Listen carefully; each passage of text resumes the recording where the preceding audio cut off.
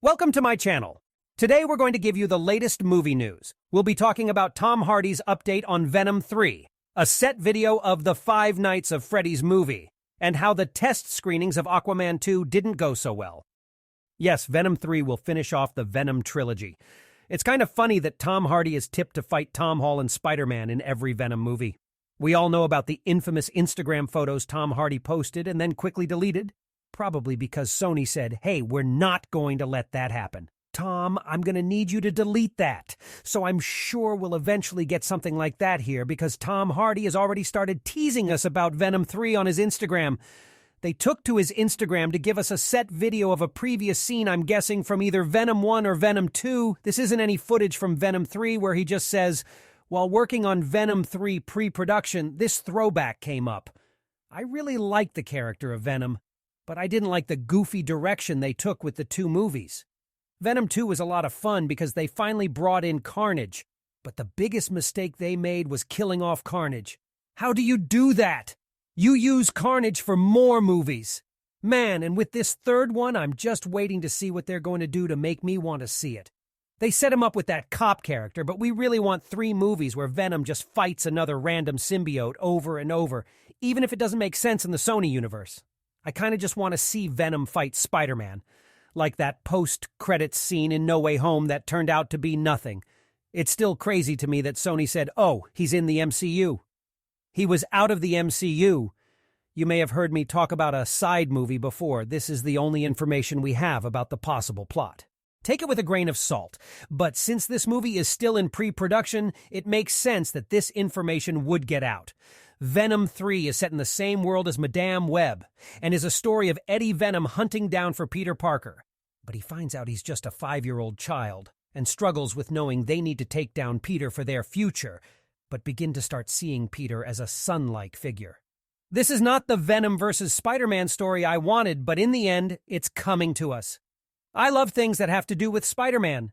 Sony knows they'll make money off of it, so I'll probably go to Phantom 3. But I want to know what you guys think about Venom 3 starting pre-production and the movie filming soon. Moving on to another thing, I wanted to talk about how Anthony Mackey's interview kind of built up or down his future in the Avengers. After seeing Ant-Man and the Wasp Quantumania, some of us are looking forward to seeing what Kang Dynasty has to offer. I know there's a lot of disagreement in the MCU community right now. I've read MCU is in shambles. I don't even know what that means. Okay, it sounds like a shampoo for your balls, but Sam Wilson, Captain America, is a character I'm really looking forward to seeing in his own movie. I'm so interested in the idea of a powerless Captain America leading the Avengers against some bad guys. It helps that I think his suit is absolutely fire. I was so excited about it that I just bought the Fortnite skin for it. But now I'm worried because Anthony Mackey said this about his character Sam. He's the only one without superpowers. He's just a regular guy hanging out with a bunch of weirdos because he's from New York. I kind of want to see him get beat up by some superpowered people to see how he holds up in the end. I think that's the Captain America spirit, and it's always what Steve Rogers would say. You just don't know when to give up, do you? You're going to do this all day, no? I'm saying all this while also hoping they don't overstate his human abilities and make him as invulnerable as John Wick times 10. Seeing a regular human guy take on larger-than-life characters and be the leader of the Avengers is more interesting to me than a guy with just more super soldier serum. I don't know, so I'm throwing it out to you guys. You're all right, but I'm curious to see a human Captain America and how he holds up. How about you guys? Moving on, you may have heard that Bob Iger, CEO of Walt Disney, said a few weeks ago that he would be making sequels to a lot of popular Disney movies, including Toy Story 5. I'm still kind of shocked that it's going to happen. It seems like something they'd say, and then we'd never get, but the Pixar creative chief officer just did an interview where he told us a little bit about what we can expect from Toy Story 5, which makes it seem more real to me. When asked about the movie, all he had to say was, I think it'll be surprised amazing. It's got some really cool stuff that you haven't seen before. Again, this is a small detail, but that's all movie fans need. Something we haven't seen before. I mean, I'll go back to the number one thing. I think most people want to see a toy interact with a person, but Pixar hasn't shown that yet. I don't know how that would be done or how it would work, but it's something I wouldn't mind seeing. Another thing I think about is where the line is between something that is a toy and something that you wouldn't expect to be a toy, but also comes to life. For example, in Toy Story 4, Bonnie made Forky, and because she loved him, he came to life. What if we see other things you wouldn't expect to be toys come to life? But no, as a kid, you may play with what's around you, and I'm sure one or two kids would mess with a mannequin and use it as a toy, but that would make it come to life. Some kids today play with their iPads or iPhones, but I'm not sure if that would make them come to life. But again, I'm still not 100% on board with Toy Story 5. I'm going to give it the benefit of the doubt, but if they say something we've never seen before, what do you think that could mean? I'd love to hear your thoughts down below. Moving on, we have some good news about the Five Nights at Freddy's movie, thanks to a fan who has gotten close to the set where Blumhouse is filming it. The YouTube channel Night or Tonight got some great shots of the actual pizzeria being built. It wasn't too long ago that a logo company showed off a video of the actual Five Nights at Freddy's Pizzeria sign in all its full glory, revealing that Freddy Fazbear will be working there. Enough to get the internet talking about whether that was a good or bad idea. I think it's a good idea, but there's something really cool about seeing an actual pizzeria being built here. Right now, it's just a front, and they're not building anything inside. I think this is probably just for exterior shots, so they can get the look of it from the outside. When they film the stuff inside, they'll do it on sound stages where they can build their own sets. Don't be scared by the fact that this is a small pizzeria in the back. This is so that people who film things like this don't sneak in at night to see the animatronics. From the outside, I like the checkerboard pattern on the floor, which is a trademark of the games. I don't think we've ever seen a really detailed shot of the outside of FNF, so if you have one, please send it to me. The checkered pattern and colors used here do make me think of a pizzeria. I think of Chuck E. Cheese, which is kind of how they looked back in the day.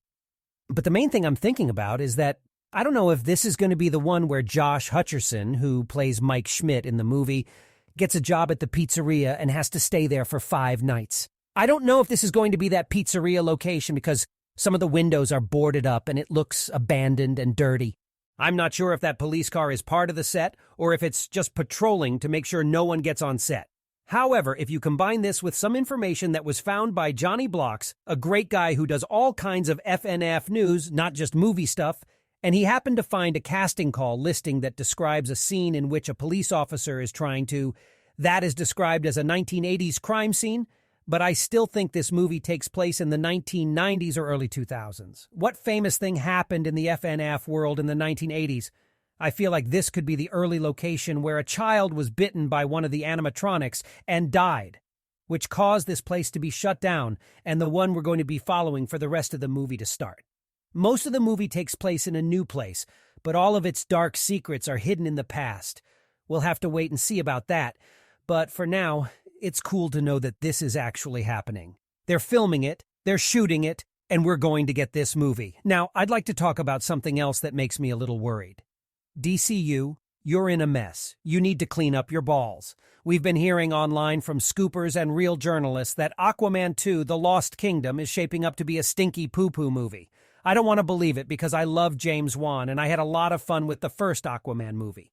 I don't want to think that his second movie could be that bad. We got one from viewer Adam, who has been a reliable source here on the channel. He said, "I'll be honest, we've had half a dozen test screenings and it's not looking good. I've heard over the last year or so that it's boring, not as good as the first, and could be one of the worst DCEU movies." He wasn't the only source, though. We also got one from Big Screen Leaks, another source I trust, who said Iwan fixes this movie before December. They knew that Aquaman 2 might come out after or before The Flash, so they thought, let's see if we can get Ben Affleck to film it as Bruce Wayne. They did. And Jason Momoa made a video and posted a picture on Instagram to let us know that Ben Affleck was filming a cameo as Bruce Wayne in Aquaman 2. Both cameos have been taken out of the movie, so we don't have to guess which one will be in it. This is probably because Michael Keane and Ben Affleck aren't going to be the new Batmans of the future DCU. So there's no point in teasing them at the end of the movie. Also, if all these reports about how bad the movie looks are true, it's not looking good. I don't know what to think because James Gunn's DCU is like a soft reboot in which some characters stay and some characters leave. I thought Aquaman was a sure thing to stay on and carry over to the new DCU, but if his movie doesn't do well or people don't like it, I don't see why James Gunn would keep him around, would want to do that. So I introduce a different Aquaman and have Jason Moore play someone like Lobo. It's really confusing, and it's funny how the box office and audience response to the DC movies of 2023 determine whether the characters stay in the DCU or not. I want to know from you guys if you think this Aquaman movie could be that bad. We've been hearing since the beginning that The Flash is a great movie, and that's what we keep hearing. Every month, different people will say that Aquaman is bad, and every month after that, they'll say it's even worse.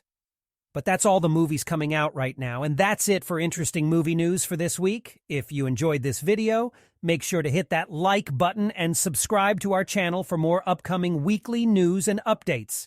And don't forget to leave a comment letting us know what you thought of all of the updates. Thanks for watching, and we'll see you in the next one.